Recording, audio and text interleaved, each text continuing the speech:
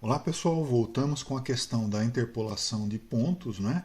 E esse primeiro modelo que eu ensinei para vocês, o uso do polinômio interpolador, ele funciona muito bem, ele é muito simples, ele é fácil de ser resolvido, como vocês devem ter percebido no Scilab, porém eu não consigo implementar esse tipo de solução no POV-Ray, tá? O POV-Ray ele não me permite calcular a inversa de uma matriz. Então, não tem como eu calcular no POV-Ray a inversa de x. E se eu não consigo calcular a inversa de x, então, por consequência, eu não consigo usar aquele método, ou seja, o método do polinômio interpolador, dentro do POV-Ray. O POV-Ray, pessoal, apesar disso, ele me permite usar um outro método, que seria o polinômio interpolador de Lagrange. Tá? Então, para esses mesmos pontos que a gente já estudou, eu vou desenvolver um exemplo que vai poder ser passado diretamente para o POV-Ray, para a gente poder fazer no POV-Ray o tipo de cálculo de interpolação que nos interessa. Correto? Como funciona o polinômio interpolador de Lagrange, pessoal? Bom, o polinômio de Lagrange ele funciona da seguinte forma. Eu também vou ter alguma coisa do tipo y igual a f de x. Ou seja, para um determinado x, me diga qual é o respectivo y. Tá? Mas esse polinômio interpolador ele vai ter a seguinte cara. O meu y ele vai ser igual. Pensando nessa tabela, olha, y1, y2, y3 e y4. Então, pensando nessa tabela, o meu y vai ser igual a y1 vezes L1 de x mais y2 vezes L2 de x mais y3 vezes L3 de x mais y4 vezes L4 de x. Tá? Então, essa é a cara do meu polinômio interpolador de Lagrange. Tá? Essa é a cara. Mas para e pergunta com razão. Tarcísio, o que é L1 de x? O que é L2 de x? O que é L3 de x? E o que é L4 de x? Pessoal, aí é a parte chata desse polinômio interpolador de Lagrange. L1 de x, L2 de x, L3 de x e L4 de x são outros polinômios que a gente tem que escrever. Tem, senão não funciona, gente. Tá, mas então diz para mim qual é a cara de cada um deles. Vamos ver. Vamos deixar isso aqui assim. O meu L1 de x, vou escrever com azul agora. O meu L1 de x, ele é o seguinte.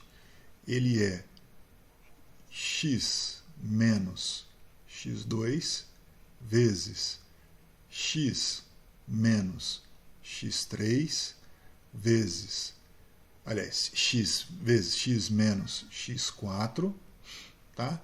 Dividido por x1 menos x2 vezes x1 menos x3 vezes x1 menos x4, tá? O meu L2 de x, ele vai ser o quê? Ele vai ser x menos x1 vezes x menos x3 vezes x menos x4 dividido por x2 menos x1 vezes x2 menos x3 vezes x2 menos x4. O meu L3 de x vai ser igual a quê? x menos x1 vezes x menos x2 vezes x menos x4, dividido por x3 menos x1 vezes x3 menos x2 vezes x3 menos x4. Ufa, quase. E o meu L4 de x, ele vai ser x menos x1 vezes x menos x2 vezes x menos x3. Isso dividido por x4 menos x1 vezes x4 menos x2 vezes x4 menos x3. Tá certo? Pessoal, um detalhe... Deixa eu melhorar um pouco isso daqui, vai.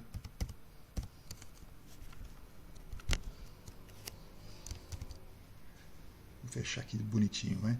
x4 menos x3. x3.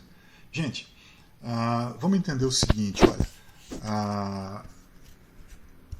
Eu estou sempre calculando o L1 de x, ou seja, L1 de x, L2 de x, L3 de x, L4 de x.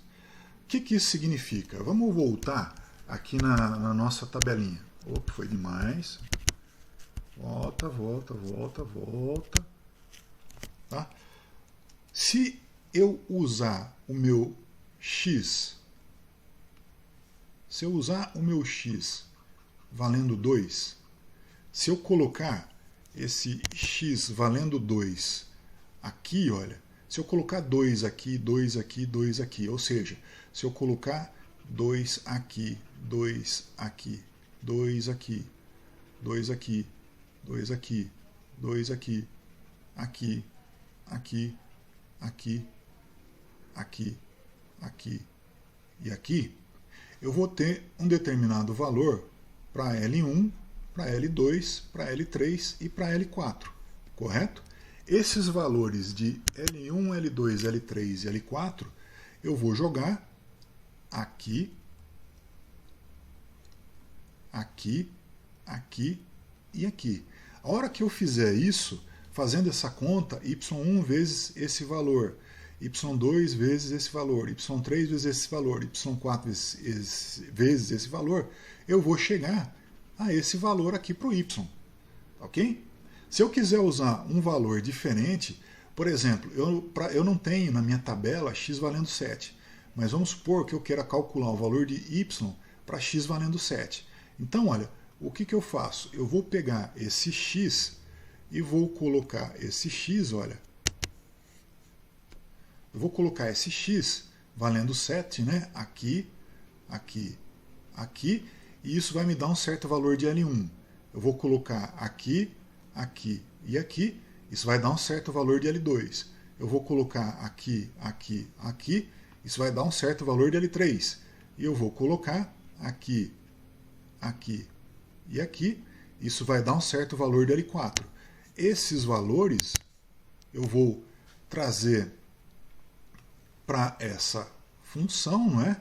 E vou fazer L1 que eu calculei aqui, vezes y1, L2 que eu calculei aqui, vezes y2, L3 que eu calculei aqui, vezes y3, L4 que eu calculei aqui, vezes y4, e isso vai me dar,